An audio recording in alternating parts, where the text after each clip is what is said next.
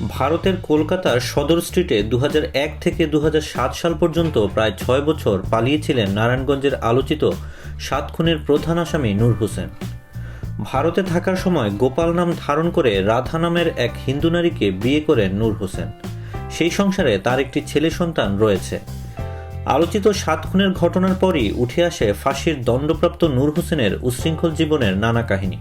তার বেপরোয়া জীবনের চিত্র তুলে ধরে সাবেক বান্ধবী ও সাবেক মহিলা কাউন্সিলর জান্নাতুল ফেরদৌস নীলা তার বিরুদ্ধে যৌন কেলেঙ্কারির অভিযোগ তুলেছেন। যদিও নীলা বরাবরই দাবি করে আসছেন তার ইচ্ছা না থাকা সত্ত্বেও নূর হোসেন তাকে বিয়ে করেছিলেন। এক পর্যায়ে নূরকে ভালোবেসেছিলেন নীলা।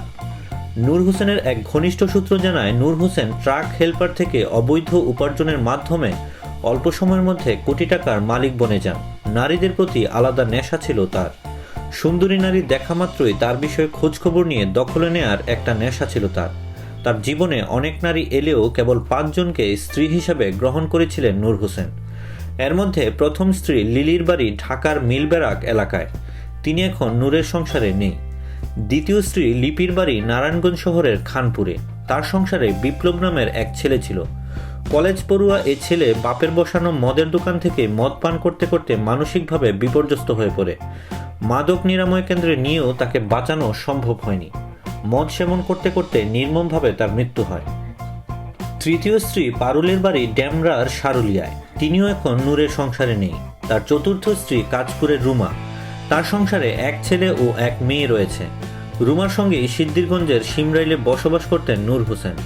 তার এই স্ত্রীর নামে অনেক সম্পদ গড়ে তোলেন। এছাড়া পঞ্চম স্ত্রী রাধার বাড়ি ভারতের কলকাতার সদর স্ট্রিটে।